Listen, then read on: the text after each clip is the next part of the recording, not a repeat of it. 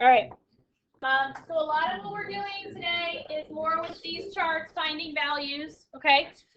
We are going to start with problems that are a little backwards from what you were doing on Friday in 5-2. So in these problems, instead of being given the z-score and finding the area to the left or to the right, we are given the area and we want to work backwards to find the z-score, but it's all still going to be with our charts, okay? So first one says find the z-score that corresponds to a cumulative area of 0.3632. And they drew the picture here for you. So when they say cumulative area, and they don't give you any other information, it is area from the left to that z value, okay? Which is, remember, exactly what we see on this chart. This chart is area to the left.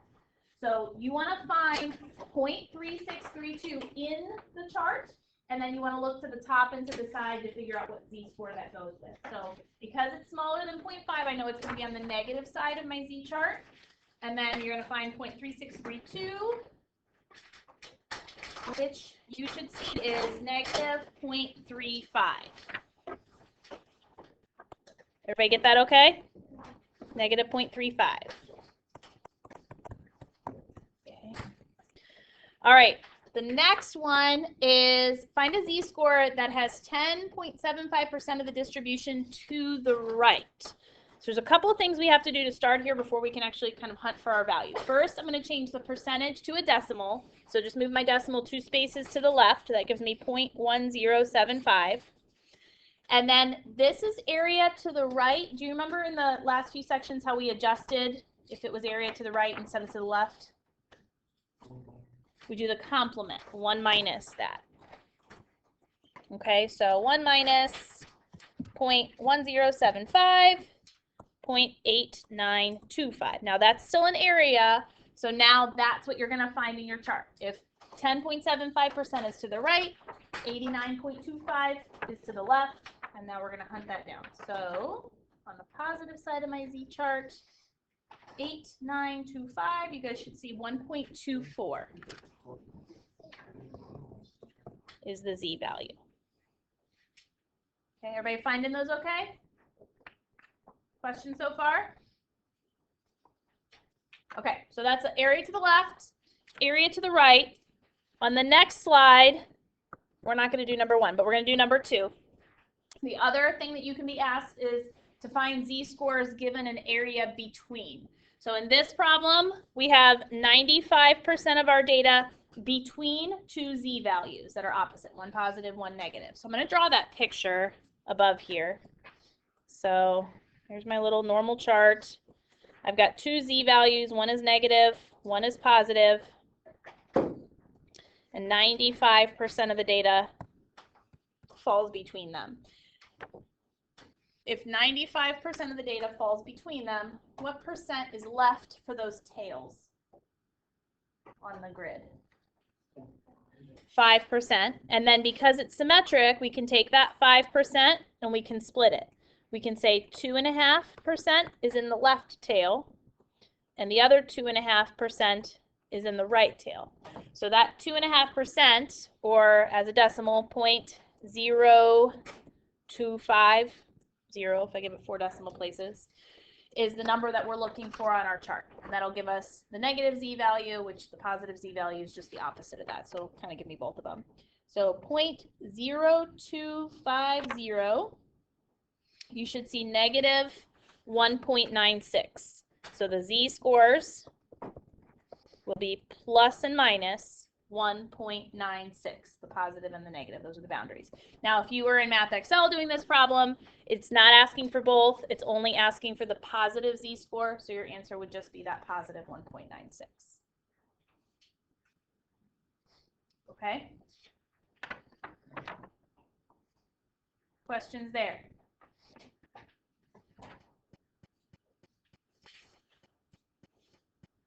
You finding it okay on the chart? Yeah? All right. Next, let's say we want to find a z-score that's associated with a certain percentile. They're going to use this notation for a percentile. So when we say P sub 5, it means you are in the 5th percentile, which remember means that 5% of the data is below the value that you have. So you're going to be looking for 5% on your chart. I'm going to turn that to a decimal first. Hello? No. Did you do that in your class? Yeah, I don't know.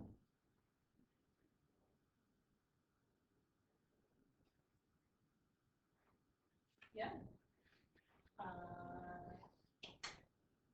Can I go into the bathroom? Real quick? I'll just go look there real quick. Yeah, the thing was down here. Yeah. Yes. Right. So real quick, I'm gonna let you guys try the other two. 5%, 0.05, and again, if you give it a few decimal places, 0.0500. Now, when you guys look for this one, it is not exactly on here. So 0.0500, there's two that are really close. Normally, we're just gonna pick the one that's closest, but I have 0.0495 and I have 0.0505, which both of those are the same distance from 0.05. So what we're going to do is take those z-scores, which those z-scores are negative 1.65 and negative 1.64, and we just average the two. So add them up, divide by 2, negative 1.645 would be the answer. If you are between values on the chart, in general, you're just going to pick the one that's closest. The only reason we didn't do that on this one is because they're both the same distance away. So we find the center, we find the midpoint. Okay? You guys try those other two. I'll be checking something in the hallway real quick. I'll be right back.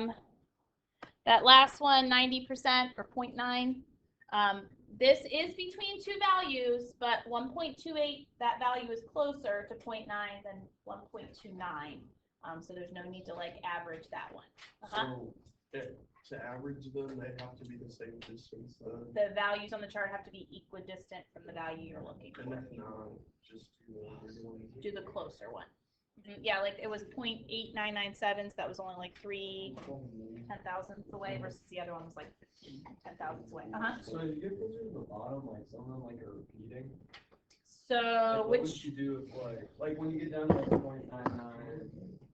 Oh, I gotcha. You probably won't be asked to buy those then. I mean, it's. I'm trying to think if that pops up in any problems. They usually don't ask for those big ones like that. I think that's similar values. Yeah. Okay. All right. Anything else? Okay. Moving on, we're going to skip the extra practice on that. We'll do some extra practice at the end. Okay. So once you can find a z-score, we want to take a z-score and transform it into what that means as far as our data is concerned, an x value. This formula is a review formula that's at the top here. You guys saw it back in chapter 2 to start, how to turn an x value into a z-score. You take x minus the mean divided by the standard deviation. We're going to use it backwards today. So what we're going to do with that formula is we are going to solve for x. So if I want to get x alone in this equation, the first thing I'm going to do is multiply by the standard deviation. So it'll be z sigma equals x minus mu. And then to solve for x, I would need to add my mean to the other side. So you end up with x is equal to z sigma plus mu. And that is going to be on your formula sheet. You'll see it. Okay. So that's how we take a z-score and transform it into a data value. So we can see what that z-score really means in terms of the data set that we're analyzing. So we'll just practice a couple of these down here. It says a vet record has the weights of cats treated at a clinic. The weights are normally distributed with a mean of 9 pounds, standard deviation of 2 pounds. Find the weight x that corresponds to each z-score. So if I have a z-score of 1.96, to change that into an x value, which here represents the weight of a cat that would be at that place on my normal curve, would be 1.96, my z-score, times my standard deviation 2, plus the mean, which we're given as 9. And then you just type that in your calculator. 1.96 times 2 plus 9, I get 12.92 pounds. So that tells me that if a cat has a z-score of about 1.96, so it's almost 2 standard deviations to the right, its weight is about 13 pounds. That's where that would be on my chart.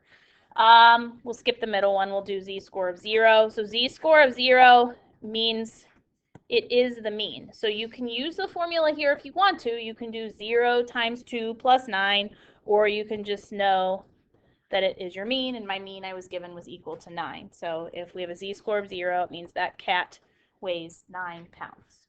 It's right in the middle. Okay? Make sense? All right. So the next couple problems, we're kind of putting these ideas together now. It says, investors choose mutual funds as a way to invest in the stock market. The mean annual rate of return for a large growth mutual fund during a 5-year period was 12.1% and a standard deviation of 1.8%. Okay, so the mean we're given is 12.1%. Standard deviation we're given is 1.8%. And they've kind of put that in the picture for you here already. So you can see in the middle there's the 0.121, and then they've gone about 1.8% in either direction. We need to figure out between what two values does the middle 90% of the data lie. So this shaded region is 90% of the data, okay? Which means if 90% is in the middle, what percent is in the tails? 5% in each tail. So the first thing that we're able to do is find the z-score that's associated with that upper 5 and lower 5%. So you can just search on your chart for 0.05, 5%. So I give it 4 decimal places there. And that is a z value of, oh, this is the one that was between two values that we did before, between 1.64 and 1.65 negative. So we averaged the two, and it was negative 1.645 is the z-score. Okay, that only tells us where the graphic starts and stops if this is a normal curve. Now we're going to take that and interpret it in the context of this problem. So we want to figure out what percent is actually showing up there and there. So we turn it into an x value. So we take our z value, we multiply it by our standard deviation, which you can just use 1.8, and we add our mean 12.1.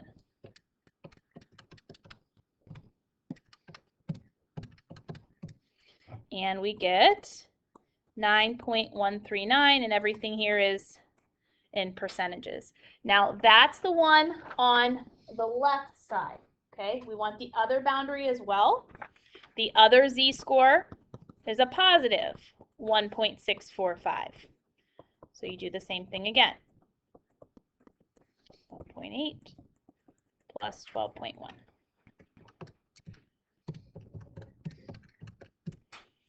Okay, so 15.061%. So we know that 90% of the return rates are going to fall between about 9% and 15% for that 5-year period that it was analyzed. Okay.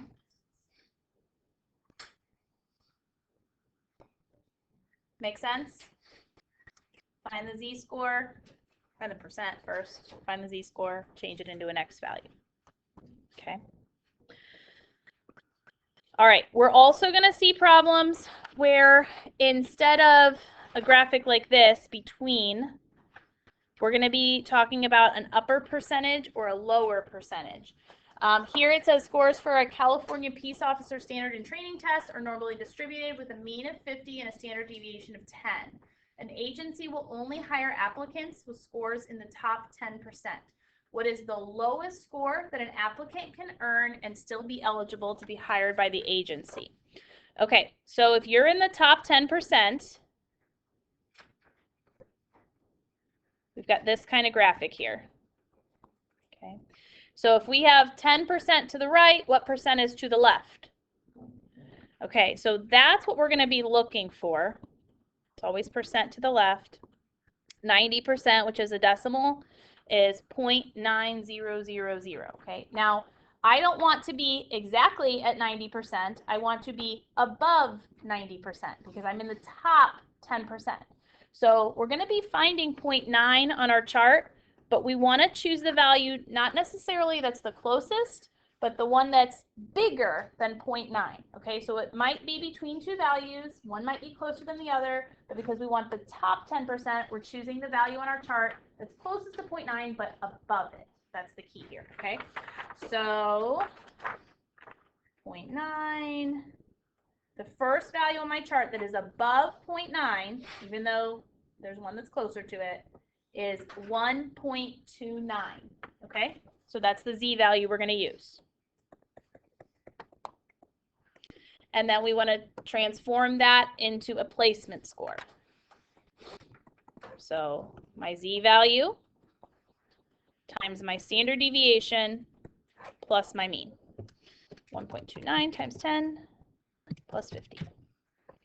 62.9, and that's just labeled, that's a test score.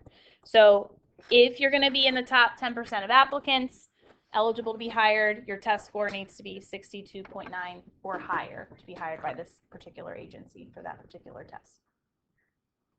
Okay? All right. Last one we're going to do together is this guy. In a randomly selected sample of women, ages 20 to 34, the mean cholesterol level is 175 milligrams per deciliter with a standard deviation of 38.9. Assume the total cholesterol levels are normally distributed. We want to find the highest cholesterol level a woman in this age group can have, but still be in the bottom 1%. Okay, so bottom 1%. Here's my chart. It's way down there somewhere. Okay, that's an area to the left, so that's the area that we're going to search for. 1% is 0.01, and I can give it a couple more decimal places.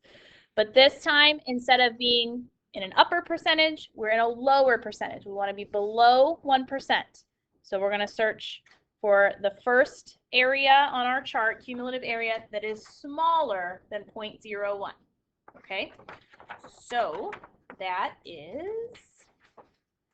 First time I fall below 0.01 is at 0.0099, which is negative 2.33.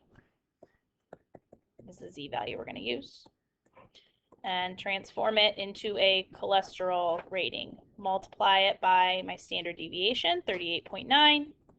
Add on my mean.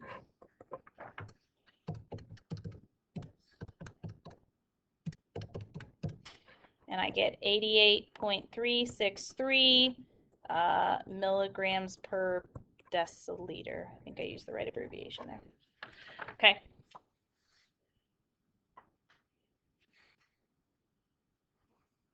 Okay, so if somebody had that cholesterol score or lower than it, they would be in the bottom 1%.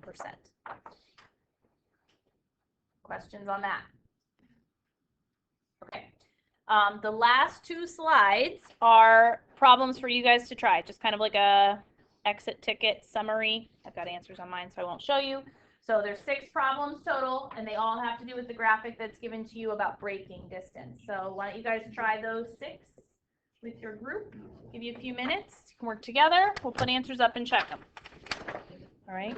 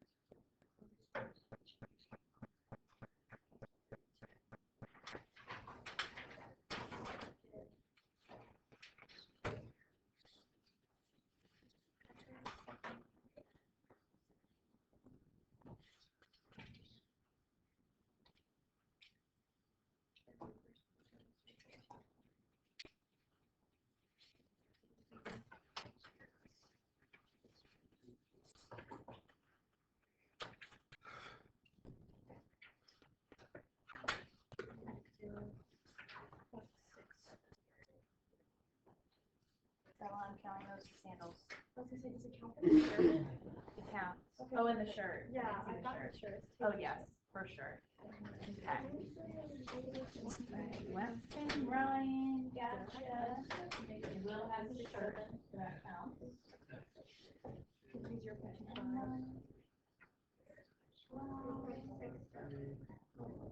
Gotcha. We're doing 4 out of 4. I know, I'll do this one. Still got 4. I know, it was so cold this morning.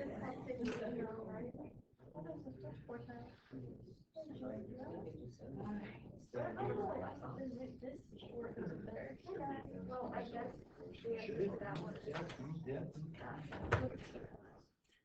Maybe it's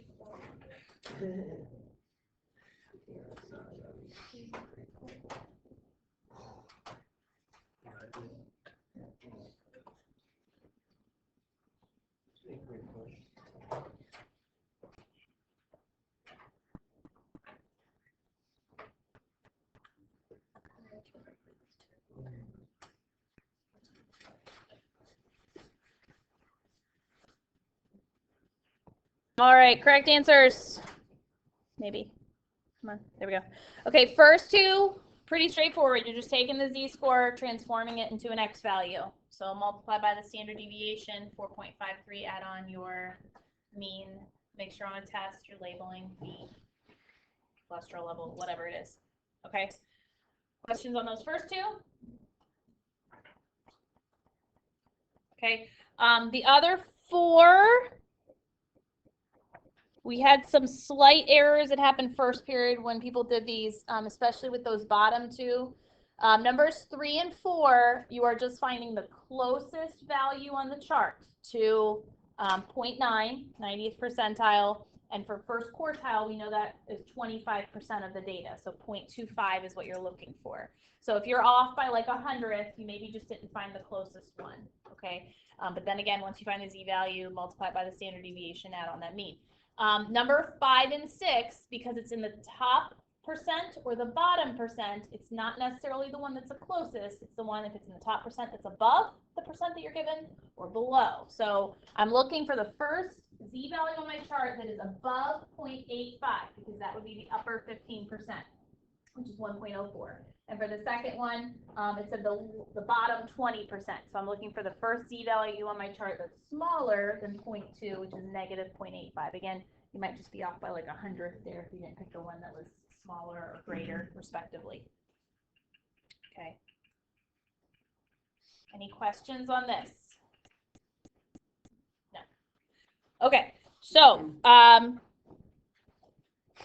Math Excel is due tomorrow night. 5-3 Math Excel is due Wednesday night. You guys have a Math Excel work day tomorrow to work on both of those assignments. Okay. And then Wednesday and Thursday, we're going to do 5-4. We're going to do a little bit each day. And then Friday this week is going to be an open note quiz over the chapter 5 stuff that we've done to wrap up everything before spring break.